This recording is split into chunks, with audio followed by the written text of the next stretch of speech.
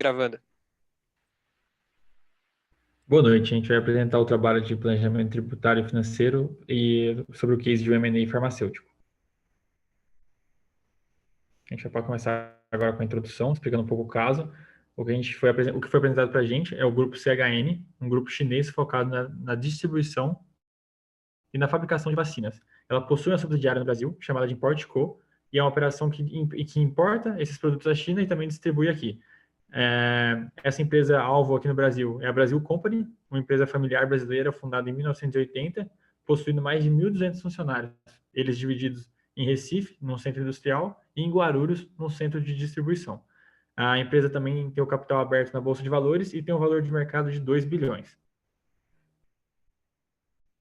O primeiro passo que a gente elencou e o que a gente acha extremamente relevante é a due diligence, a diligência da empresa comprada. Então, a gente gostaria de começar com a auditoria contábil, checando a validade dos balanços apresentados para a gente, aferir se tem alguma fraude nessa contabilidade dos resultados e entender também se a operação da empresa é realmente saudável.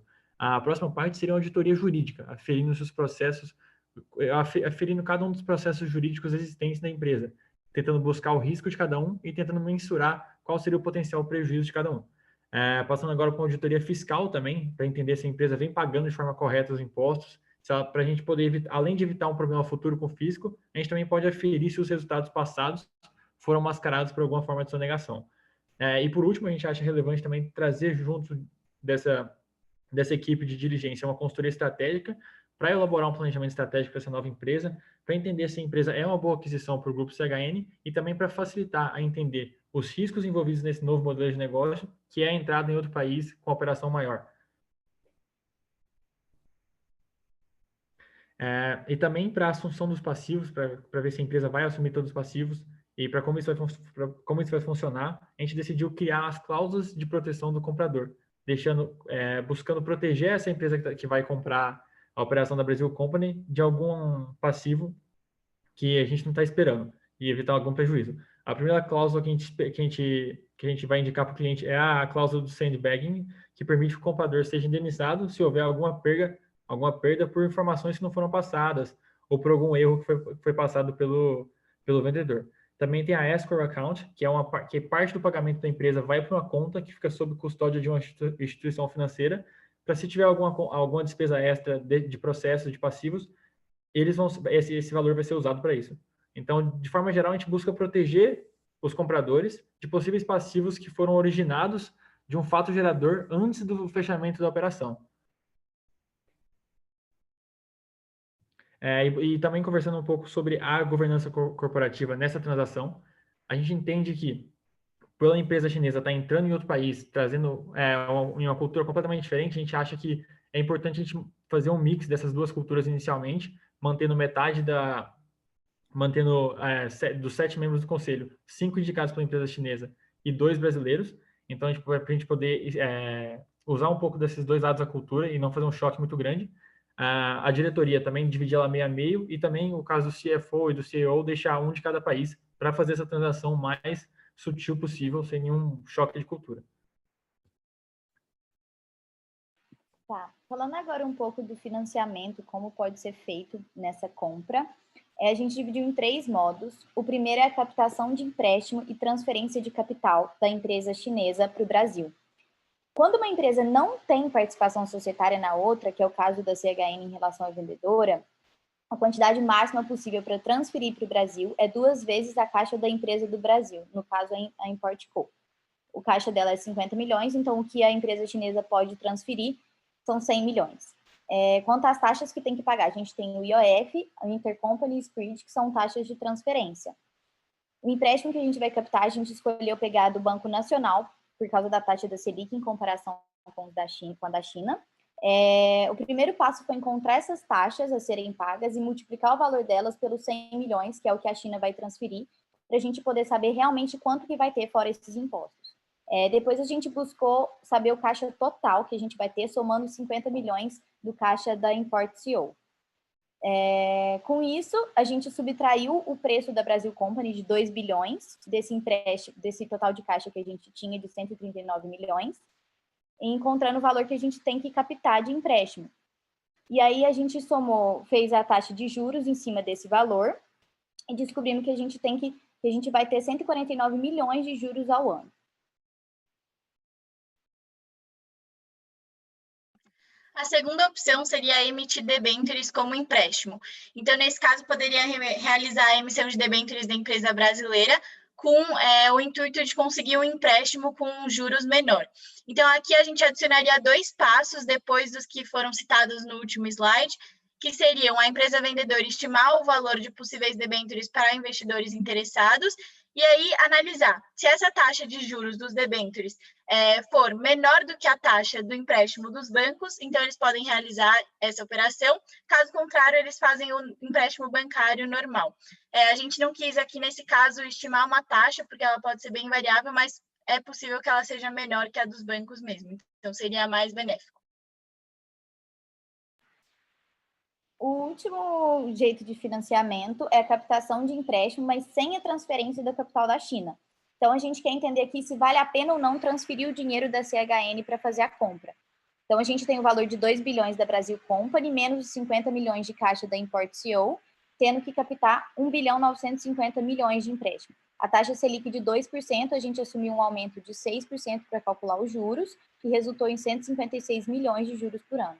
Então, aqui a gente percebe que essa operação tem um juros mais alto em relação a quando se transfere o dinheiro da China. Mas, em contrapartida, a empresa chinesa ela permanece com 100 milhões de capital de giro disponível sem ter que transferir nada.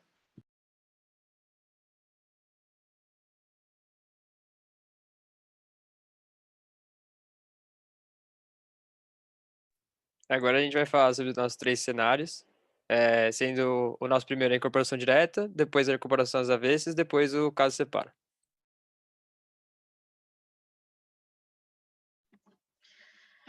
Bom, então, no caso da incorporação direta, esse tipo de contemplação ia ser uma compra diretamente que envolve um risco menor, mas envolve um pagamento de tributação maior. Então, explicando como funcionaria essa operação. Existem 2 opções. Então, a primeira seria com o capital do próprio Brasil, em que teria o capital social de 120 milhões, o valor de venda nos 2 bilhões, que seria o valor de mercado. Então, esse ganho de capital seria de 1 bilhão 880 milhões, e aí aplicaria tanto o IR como o CSL normal, tendo um total de tributação de 640 milhões. No segundo caso, que é o caso de baixo, o dinheiro ele é emprestado pela China. Então, nesse caso, a empresa brasileira vai pagar os juros para outro país e isso vai acarretar num benefício fiscal. Como a China vai arcar com esse imposto da receita de juros, pagando esse 15%, o Brasil vai ficar com esse benefício fiscal de 34%, sendo 19% desses de economia.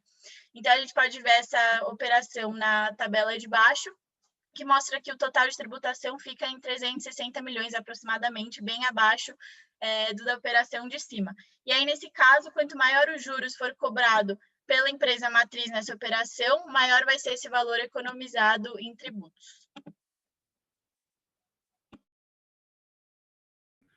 Entrando agora na incorporação reversa ou na incorporação às avessas, pode passar. Nosso cenário base é a aquisição, primeiro, da Brasil Company através da CHN chinesa. A gente entendeu que é melhor trazer essa compra via a China, porque a empresa lá é maior, mais consolidada, vai ter um histórico maior e vai conseguir captar esse dinheiro com maior facilidade, com menor taxas, das formas que a gente já mencionou. Em seguida, a gente criaria uma holding no Brasil, a CHN Brasil Holding, que seria controlada e criada pela Importco, a subsidiária da CHN no Brasil. Então, em seguida, a CHN se torna sócia dessa holding, que controla os negócios da empresa no Brasil. A CHN vai integralizar as ações que ela tem da Brasil Company na sua participação na Brasil Holding, e, enquanto isso, a Importco vai integralizar cerca de R$1 milhão para fazer parte dessa sociedade. Então, a gente teria no final uma holding que controla, a gente teria uma holding que controla a Brasil Company e essa CHN. Então, por fim, a gente pega a CHN Brasil Holding, incorpora uma dessas suas acionistas, que é a Importco. Então, dessa forma, a gente consegue utilizar do prejuízo fiscal que ela tem. Então, a Importco faz isso. Então, a gente evita, como é uma holding operacional, a gente vai ter toda a operação da empresa lá dentro. Essa holding vai estar controlando todas as operações da CHN no Brasil. Essa holding não é uma holding veículo, ela é uma holding operacional, a gente vai ter toda a operação lá dentro. Então, dessa forma, a gente pode se beneficiar do ágio da aquisição e também dos créditos fiscais provindos da ImportCo.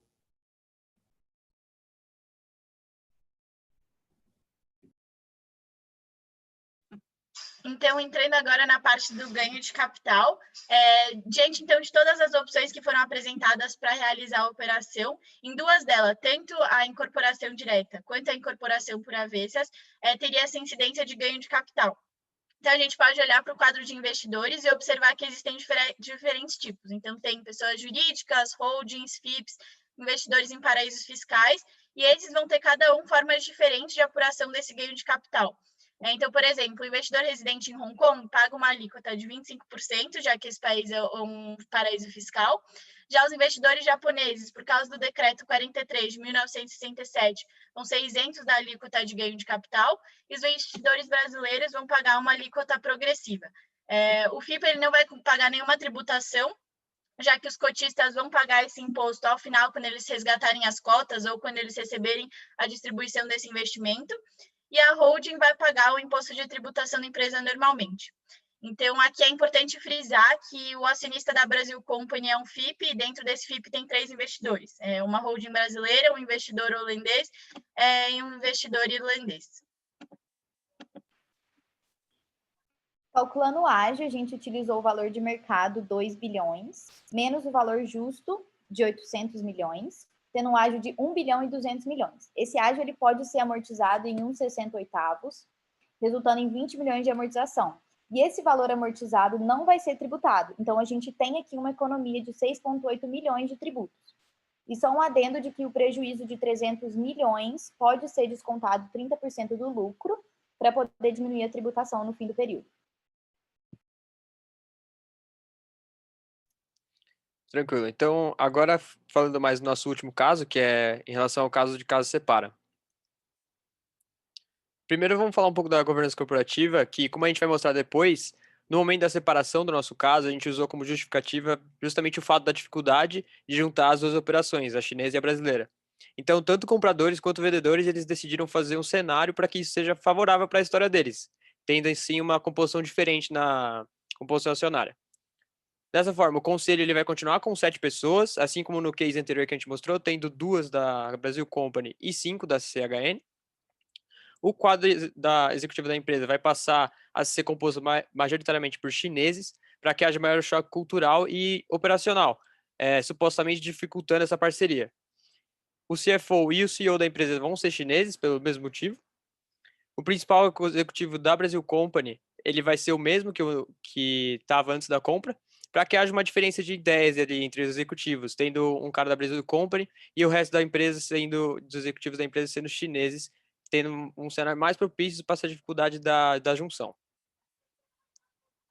Agora, falando da primeira e segunda fase do nosso processo de caso separa, a gente decidiu começar fazendo uma cisão da Brasil Company em 2 empresas, pelo fato de ela já ter 2 vertentes. Então, com essa divisão, a empresa fica com a parte industrial e com a parte comercial da Brasil Company.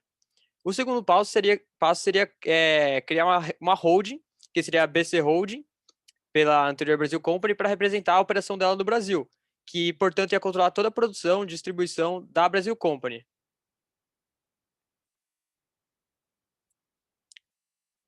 Agora, falando do nosso terceiro passo, seria com uma visão de ter uma expansão na sua operação, para ter uma operação mais internacional e uma parceria com a China, por meio da ImportCo, a BC Holding ela cria uma holding chamada International Holding. Nessa nova holding, a BC Company irá integralizar o capital social dela com ações da Brasil Company. Assim, a International Company teria um investimento na Brasil Company e tornando possível repassar essas ações.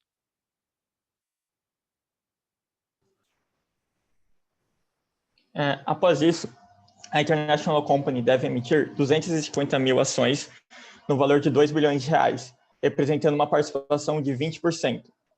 Os outros 80% ficariam com a BC Holding.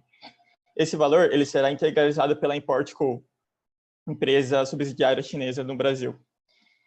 Esse alto valor, por uma participação menor que a Brasil Company, a BC Holding teria, ocorre devido ao alto ágio pago, no valor de 1.875 bilhões, que foi feito com a intenção de aumentar o PL da International Company, para aumentar, por meio de equivalência patrimonial, o investimento da BC Holding para, no final, quando a cisão ocorrer, ela não ocorra o ganho de capital. E uma justificativa para o fisco em relação a esse alto valor pago seria que as ações compradas pela Import Co seriam ações ordinárias, que representam 50,1% das ações ordinárias, que o daria o controle da empresa.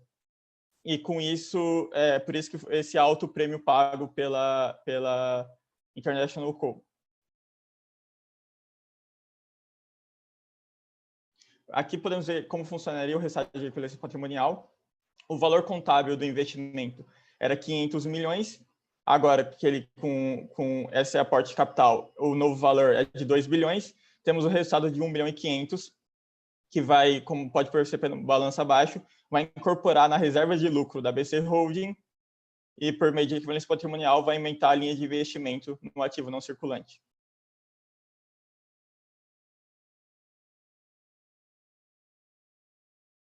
E, por fim, tendo feito a equivalência patrimonial e agora que não existe mais ganho de capital, vai ocorrer uma cisão com a justificativa já dita pelo Diniz, de problemas culturais entre as duas empresas.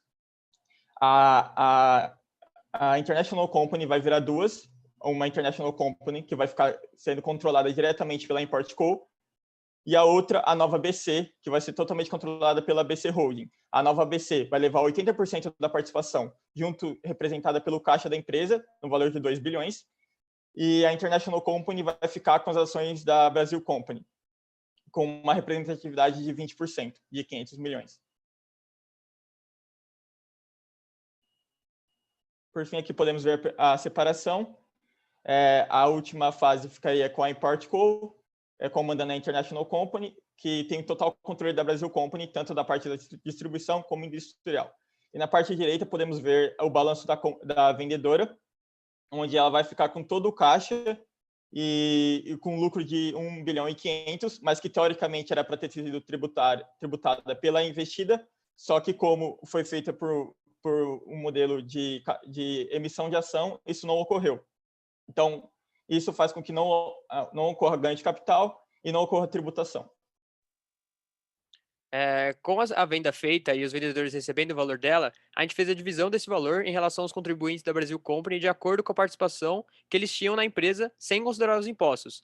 Mas, como alguns contribuintes estão em FIPS e alguns estão no exterior, a gente fez alguns cálculos de alguns tributos que eles deveriam pagar baseados numa alíquota de 15% de imposto de renda para os contribuintes da FIP, caso eles desejam resgatar as suas cotas, e uma alíquota de 0,38% para o IOF. Assim, os impostos pagos se demonstram na tabela abaixo.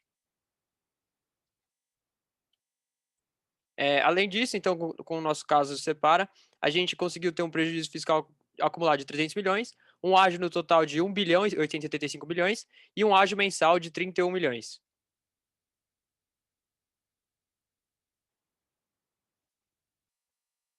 Agora, em relação ao nosso baixo risco de incorporação direta, a gente não teve uma tentativa de redução de carga tributária, então a gente acabou tendo um alto pagamento de tributo em comparação aos outros cenários.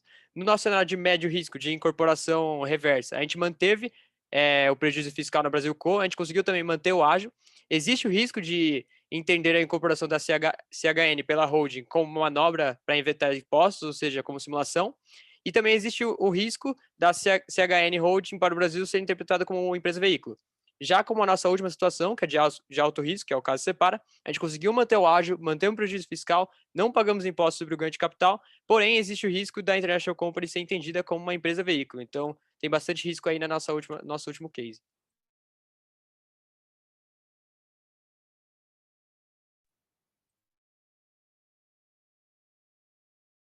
Beleza, gente. Obrigado.